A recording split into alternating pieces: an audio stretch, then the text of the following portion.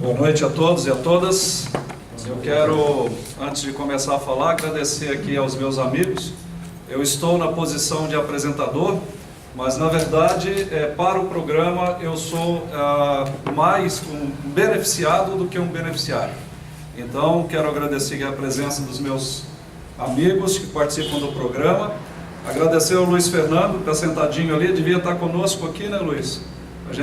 Você acabou se escondendo, a Denise também, que chegou depois, mas por causa de pessoas desse naipe, que hoje a gente tem a oportunidade de fazer coisas na educação de Jaraguá do Sul, nas nossas escolas, e não apenas nas escolas municipais, porque esse programa não é das escolas municipais de Jaraguá do Sul, mas ele é de todas as escolas de Jaraguá do Sul, mas por causa dessas pessoas que estão sentadas aqui, pessoas que tiram do seu tempo, precioso tempo, para poder partilhar conosco algumas boas sementes, porque nós acreditamos que sementes jogadas em solo fértil, elas têm muito mais chances de vingar.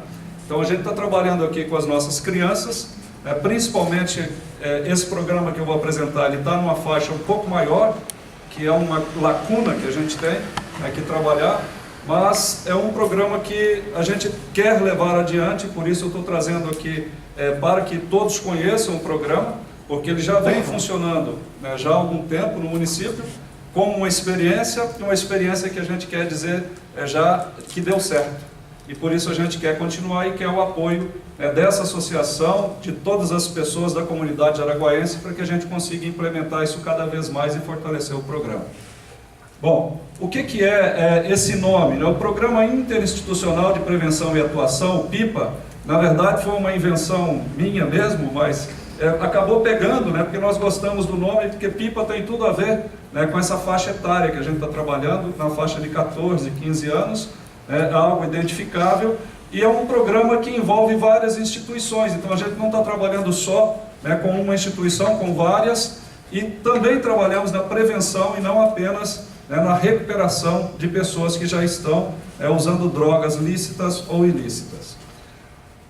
Um breve histórico que quero fazer, e aqui eu preciso dizer, tudo isso que a gente vai ver aqui nasceu de uma consulta, de uma pergunta. Se alguém queria, doutor Henrique, Coronel Vonk, em algum momento alguém queria fazer, diretor de escola principalmente, queria que a polícia entrasse na sala de aula, que os estudantes colocassem as mochilas no chão, e que o K9, a polícia militar, entrasse com o cachorro para cheirar as mochilas e tal, e aí separar algum que estivesse usando algum tipo de entorpecente ou coisa desse tipo. Como isso, o doutor Henrique foi muito receptivo em nos colocar, isso seria uma atitude muito ruim, é uma forma errada de fazer as coisas. Então nós resolvemos, e aí da nossa conversa inicial, nós começamos a delinear uma ideia do que seria um programa que pudesse mostrar a atuação das principais instituições que trabalham numa rede para prevenir o uso de drogas e, quando ele acontece, para acolher esses usuários e tentar fazer com que eles saiam desse uso. Então a gente aí começou a convidar as outras pessoas, a Polícia Militar prontamente estava conosco, o coronel estava conosco no começo, o Sargento Pade assumiu depois, mas aí veio o Comem, veio Medidas Socioeducativas, que é do CREAS, veio o pessoal da saúde, do CAPS. Então a gente começou a formar um grupo, a Defensoria, e principalmente o Ministério Público, que nos acolheu também e que conseguiu tirar um tempo para trabalhar conosco nesse programa. Então, o histórico desse programa é um programa que nasceu de uma ideia de como agir na faixa dos 14 e 15 anos, porque hoje nós temos um excelente programa que a Polícia Militar aplica numa faixa de idade menor, na faixa de 10 anos, 9 e 10 anos, que é o PROERD, e a gente queria criar um programa para os adolescentes com um pouco mais de idade, principalmente onde eles pulam da liberdade assistida, que é aquela liberdade que eles têm, mas é muito assistida nas escolas de ensino fundamental, para um sistema de liberdade onde eles podem fazer muito mais coisas, eles ganham muito mais liberdade quando vão para o ensino médio. Então a gente queria chamar a atenção para essa faixa etária e fazer aí um programa que atingisse essa faixa.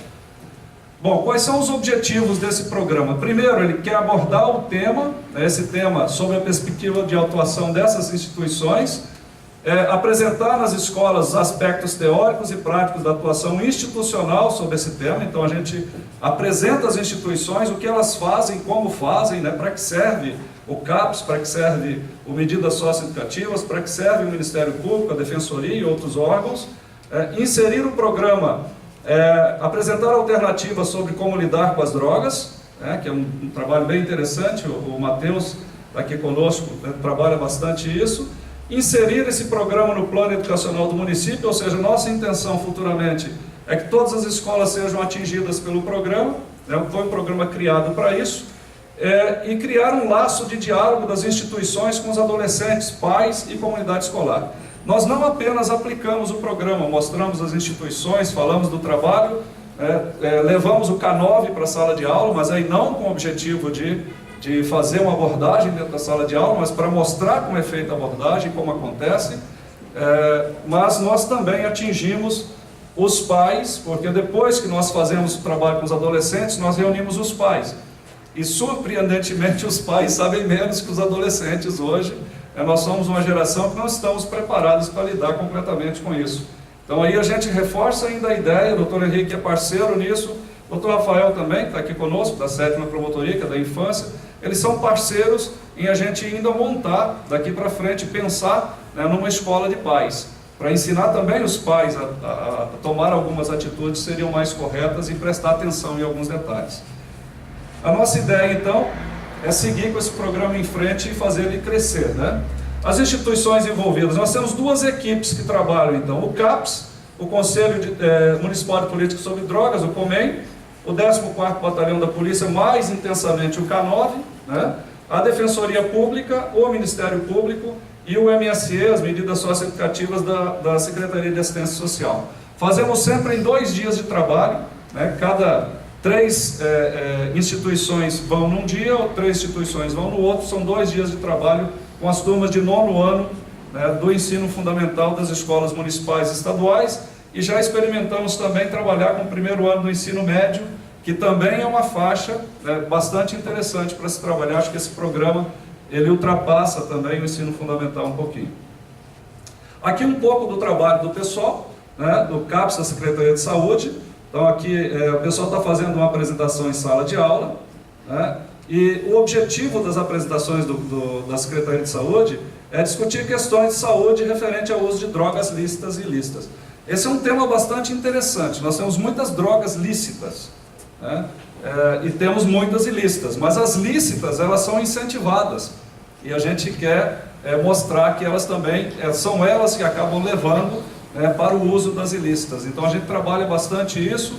Eu acho muito interessante trabalhar dessa forma e mostrar para eles, é possível comprar livremente algo, mas não é bom, e a gente quer mostrar para eles como isso pode fazer mal para eles. Aqui o Matheus, trabalhando então com uma turma também sobre o COMEM, Conselho Municipal de Política sobre Drogas, que discute então com a comunidade escolar a política sobre drogas no Brasil. A intenção é a gente discutir mesmo com todos, os professores, coordenadores pedagógicos, diretores, mas a gente trabalha principalmente com os adolescentes, falando sobre essa questão com eles. O 14º Batalhão de Polícia Militar, aqui o Sargento Badia está trabalhando aqui com o pessoal do K9, eles também vão para a sala de aula, aqui os policiais militares estão aqui atrás com um dos cães, e eles falam sobre como funciona a abordagem com o uso de cães e outras técnicas para verificação de porte de substância. Então também para desmistificar essa coisa da polícia militar, a gente quer também mostrar para eles que a abordagem é algo rotineiro, normal, tranquilo de ser feito, porque muitos adolescentes têm já o receio. E também mostrar o respeito que eles têm que ter, e o cuidado que tem que ter, porque essas feras aqui, eles pegam tudo, Então, eles fazem a demonstração ali com eles, em sala de aula, e mostram como eles trabalham. A Defensoria Pública, está o doutor Leonardo aqui, mas também o doutor Sidney e Deu Gomes trabalha também conosco. Também trabalha a parte de orientação sobre os aspectos processuais que envolvem o uso de drogas ilícitas. Então eles vão trabalhar, está aqui o Dr. Sidney, eles vão trabalhar como é que se funciona processualmente. Você foi pego com um cigarro de maconha, o que vai acontecer contigo? esse é o andamento que eles vão dar nesse curso que eles dão aí para os nossos estudantes. E o Ministério Público, o doutor Henrique está aqui, né, vai trabalhar então os aspectos legais que envolvem o uso de drogas ilícitas. Coincidentemente, o senhor está com a mesma camisa, né, doutor?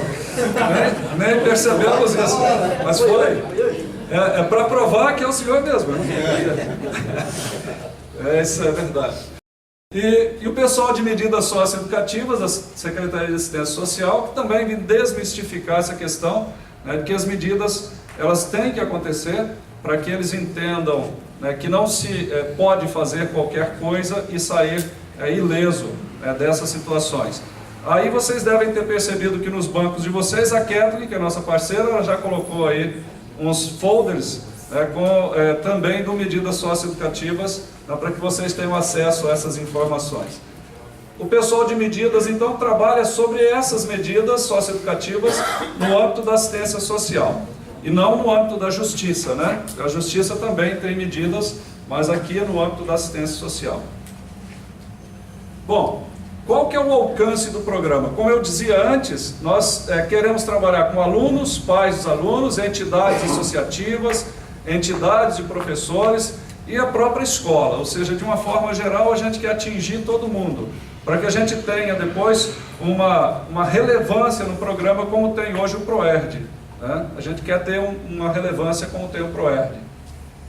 E a metodologia, a gente tem cada uma dessas instituições, então, em 2 dias de trabalho, durante uma aula cada uma trabalha, eles trocam, assistem a apresentação dos outros, mas é sempre uma metodologia escolhida pela própria instituição, ou seja, nós não fizemos um programa estático, o programa é dinâmico.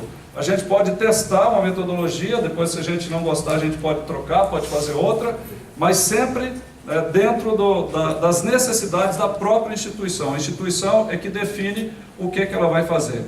Depois desses encontros, então, a gente faz uma reunião com os pais de alunos, em horário e em data posterior, para que a gente veja qual o efeito que teve na família. Então, o estudante vai para casa dizendo que teve aula com o promotor público, né, com o K9, teve aula com o pessoal do Comem, e aí o pai começa a dialogar. E a gente percebeu nas nossas reuniões, eu e o Matheus tivemos na primeira reunião, né, Matheus? Albano Kanzler, nós tivemos na primeira reunião, a gente percebeu que as dúvidas são imensas. Nós temos pais que sabem zero, até pais que sabem muito, né, sobre essa questão. Mas as dúvidas são muito grandes e nós temos que trabalhar bastante isso com os pais também. Então a gente precisa pensar em como estender esse programa. A abordagem, então, a gente está fazendo sempre uma escola por mês. Como eu disse no começo, são pessoas extremamente ocupadas, né? Hoje a Polícia Militar, a gente sabe que o efetivo está pequeno, a gente não consegue tirar muitas horas. O pessoal do Comem trabalha lá no CAPS também, né, Matheus? Também tem bastante trabalho. O doutor Henrique tem audiência todos os dias. Agora nós vamos ter um reforço, o doutor Rafael vai vir nos ajudar também, para a gente poder ter um reforço aí da parte do Ministério Público. Mas a ideia é que a gente sempre faça uma escola, pelo menos por mês, né, esse trabalho. Se a gente conseguir injetar mais pessoas na equipe para futuro, a gente teria uma condição de trabalhar 2 escolas, 3 escolas por mês, seria o ideal. E a gente tem em Jaraguá, além das 31 escolas municipais, nós temos também na região 31 escolas estaduais. Isso, o ideal seria trabalhar com todas. Então são 62 escolas. Para fazer em um ano, a gente teria que fazer pelo menos 5, 6 escolas a cada mês para dar para fazer em um ano. Como a gente não tem ainda essa condição, nesse primeiro ano a gente optou a fazer uma escola por mês para poder experimentar a ação do programa. A estratégia, então, é a divulgação da implementação do programa, uma divulgação nos meios de comunicação. A gente está começando a fazer isso hoje. Até hoje não teve nenhuma apresentação desse programa. Esse programa estava, digamos assim, nos bastidores, estava acontecendo sem que houvesse uma apresentação pública. Nós resolvemos começar por essa casa sempre nos abraçou com muita né, com muita vontade para fazer as coisas darem certo, e a gente resolveu fazer a primeira apresentação aqui, e a gente quer assinar futuramente, prefeito, isso a tua presença é super importante, assinar um termo de convênio entre as instituições, né, e a Prefeitura Municipal. A Prefeitura é o maior beneficiado, né, mas as instituições assinarem um termo de convênio para que o programa seja um programa que não é apenas um programa de governo, mas um programa, é uma política municipal para a gente poder levar isso adiante. Para fazer isso virar, futuramente, talvez até lei, né, de aplicação isso aqui nas nossas escolas. Ok? Aqui alguns pequenos resultados, eu quero deixar um tempo maior para vocês perguntarem no final, aproveitar as instituições que estão aqui, né? Mas aqui nós tivemos um número de 83 alunos na Urbano, 60 na Marcos Emílio, 59 no Bom Jesus. Vejam, nós não estamos, né, limitados a escolas municipais, como eu disse bem no começo. Nós somos o Colégio Bom Jesus de Vila Providência, fizemos um trabalho lá com 59 estudantes, sempre são 2 turmas ou 3 turmas nessas fases. Na Duarte Magalhães nós tivemos 120 estudantes, né, distribuídos em 3 turmas, né, Sargento? 3 turmas ali, né?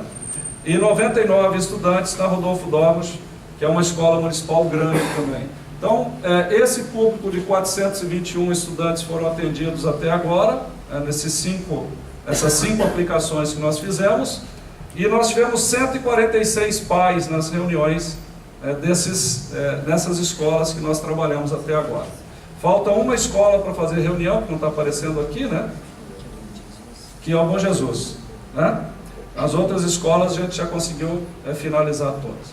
Bom, nós temos bastante tempo ainda para a gente poder passar a palavra para os nossos companheiros, né, para quem trabalha junto conosco, e vamos deixar aí tempo disponível também para que os amigos façam questionamentos. Okay. Hoje nós temos uma dificuldade de efetivo, né, no grupo. Nós temos poucas pessoas para poder fazer esse trabalho. Isso demanda uma manhã de trabalho praticamente de todos que estão aqui, né? E as agendas são bastante complicadas. Mas, em se tornando um programa mais habitual, eu acredito que novas pessoas possam agregar-se ao grupo, e a gente pode ter aí um trabalho de extensão, sim. A ideia, Michael, de trabalhar 9º anos e 1º ano do ensino médio, era principalmente que a gente atingisse aquela faixa de 14 e 15 anos, que é a nossa preocupação maior, é onde eles ganham a liberdade.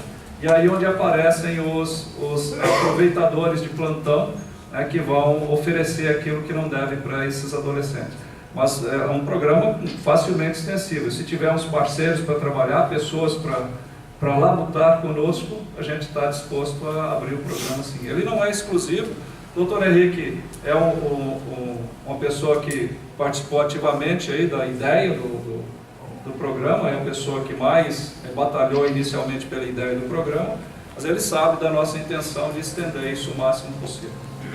A eficácia realmente dos programas, né, é algo que é difícil ser trabalhado. Até dentro do programa educacional de resistência às drogas, já vem se trabalhando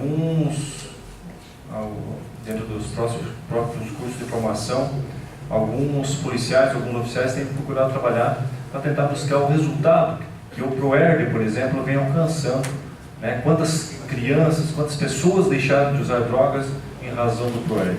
Mas mesmo assim, é algo muito difícil de buscar uma exatidão, como foi bem falado. A gente sempre, de forma empírica, fica imaginando que se não tivesse o ProERD, como estaria, né? Nós já estamos numa situação que é crescente, visivelmente crescente o número de usuários de drogas, a quantidade de drogas que se encontram no país, até porque as nossas fronteiras são praticamente abertas, né? São fronteiras secas aqui com os principais produtores de drogas do mundo, né? Então é bem complicado você trabalhar com isso, né, dentro do país, realmente não há uma eficácia na entrada desses produtos. Mas vem se trabalhando nisso. Acreditamos que o resultado é eficiente.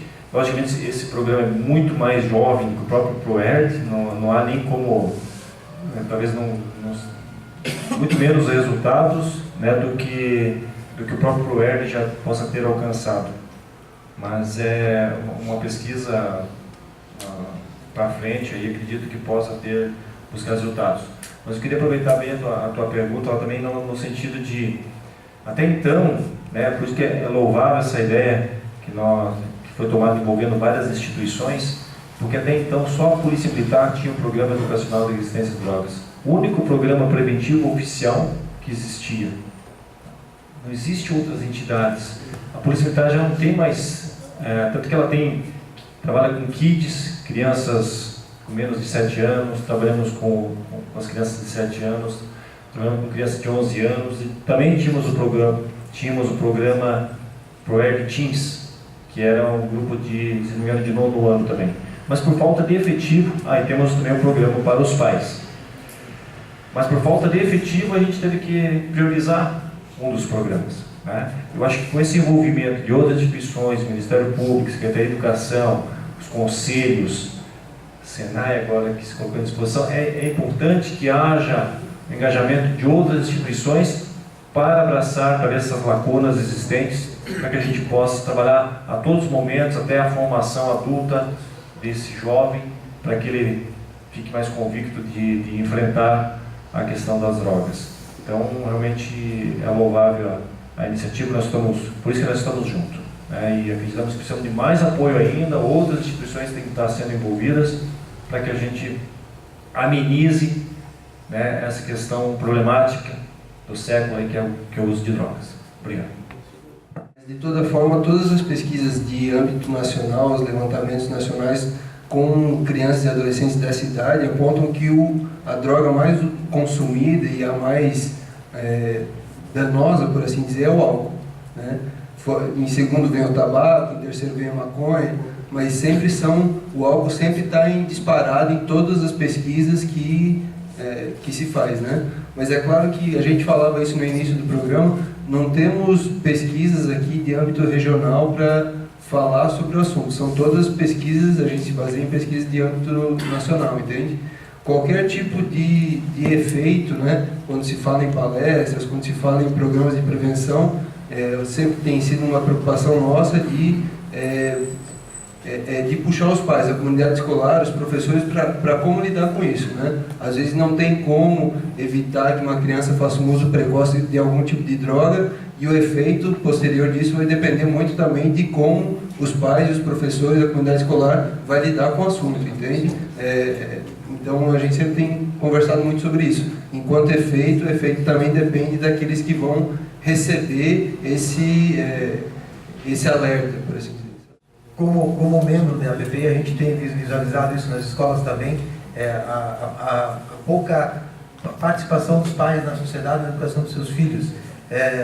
Elson, o que poderia ser feito? Eu acho que teria que ter um trabalho muito mais aprofundado em relação aos pais, porque eles não estão simplesmente largando os filhos para a comunidade, e a comunidade acaba educando por si.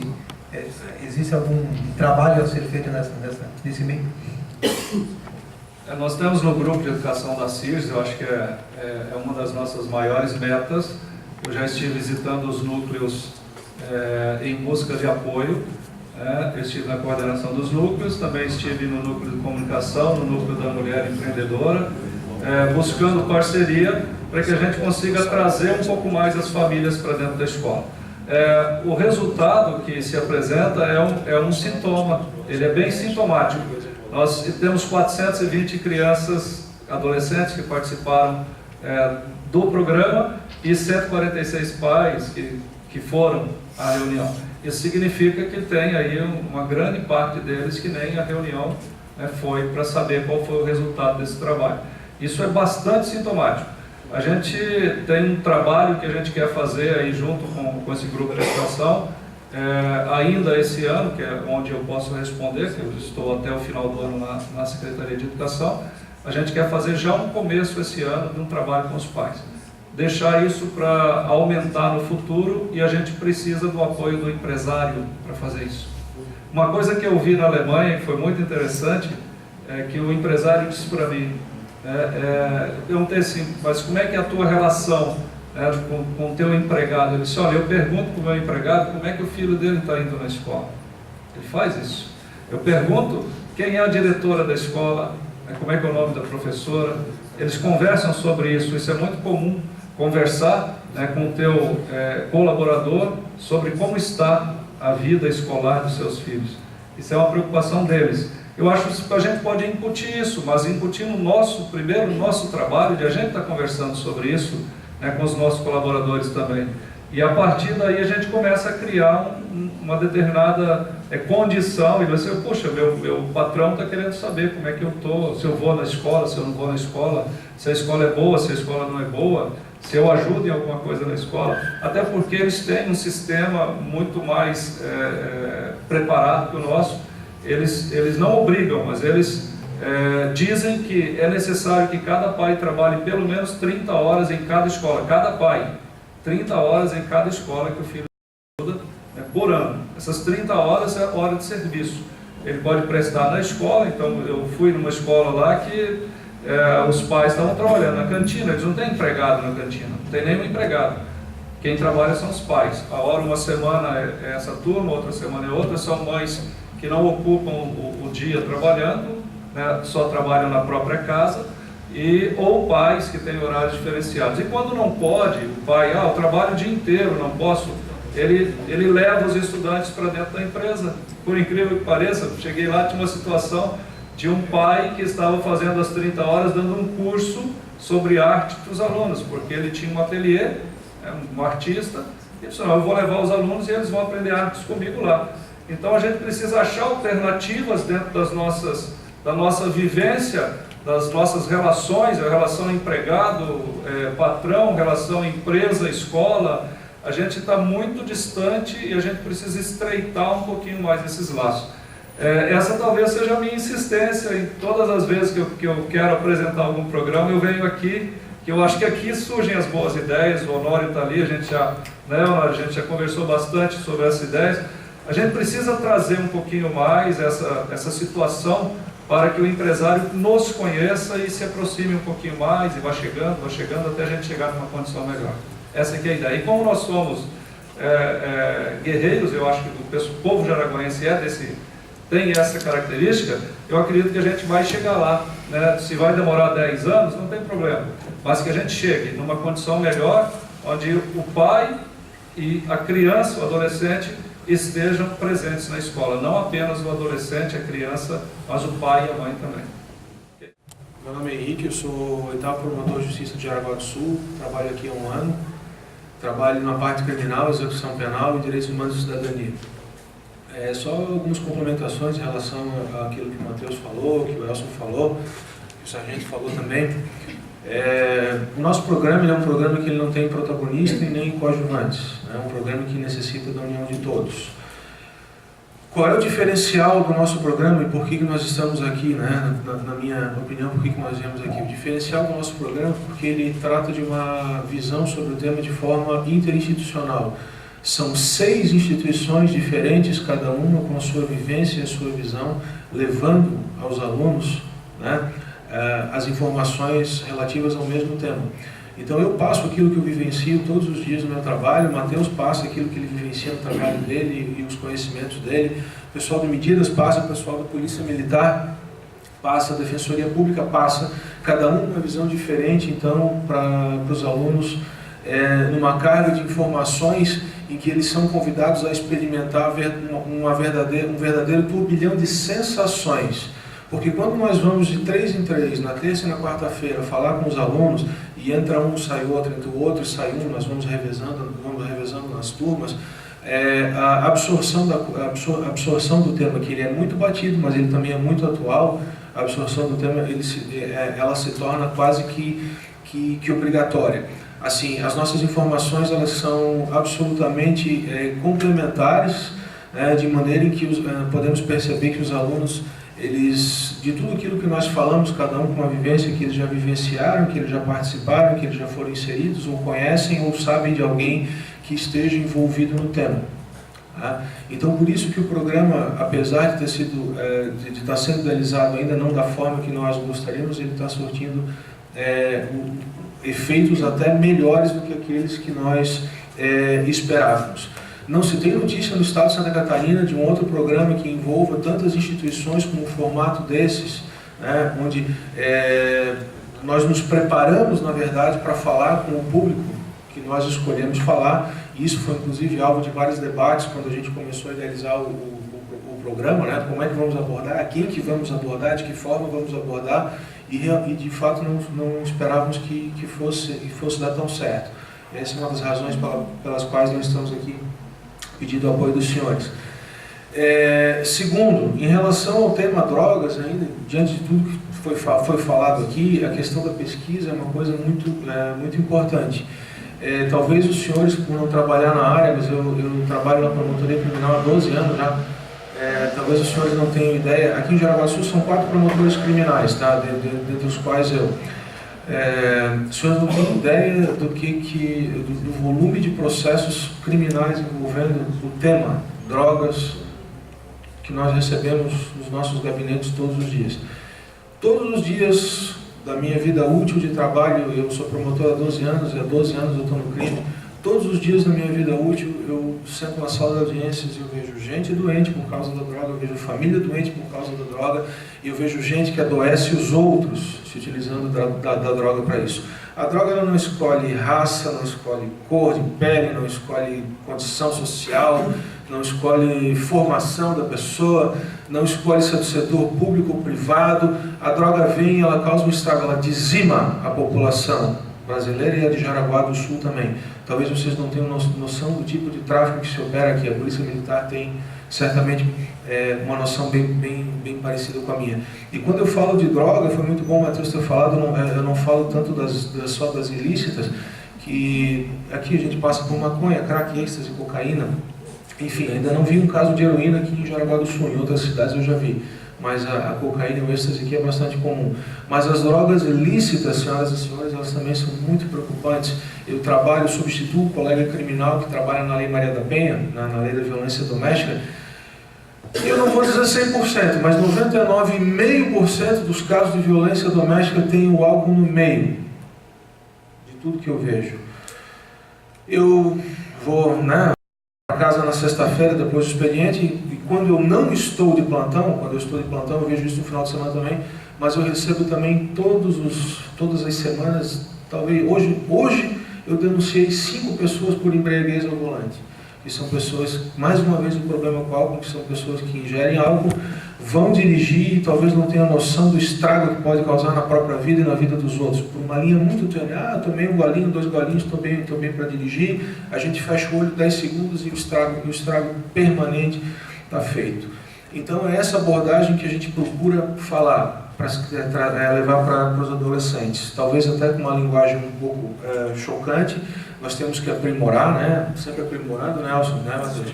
A gente fala de números, a gente fala de estatísticas, a gente fala de acesso à justiça, a gente fala de sofrimento humano. O Sidney fala muito disso, do sofrimento humano, ele trabalha a questão do acesso à justiça na Defensoria Pública, fala das consequências e principalmente também eu levo muito isso, a questão do estigma social de quem acaba se envolvendo e tendo problema com drogas pelo menos uma vez na vida. Então eu reputo o nosso programa, na verdade, em que pese ainda ele ser um pouco amador, e a gente está começando, estamos aprendendo, ele pode ser ainda amador, mas ele é inovador. Não se tem notícia de um programa que abranja o tema como nós estamos abrangendo. E para isso, Coronel, é necessário, e foi uma das nossas ideias, Joinville fez recentemente uma pesquisa sobre o uso de drogas nessa faixa etária, aí, 14, 15 anos, talvez um pouquinho menos. Seria muito salutar para Jaraguá do Sul, e Jaraguá do Sul ia poder adotar uma política pública relacionada às drogas muito mais operante se nós tivéssemos uns dados um pouquinho mais precisos. Nunca vamos chegar exatamente na realidade, mas a maior precisão possível seria de fundamental importância. Para todos nós aí, para as nossas famílias, inclusive, eu tenho certeza que todos nós aqui nós vamos nos espantar com o resultado de uma pesquisa nesse sentido. Muito obrigado.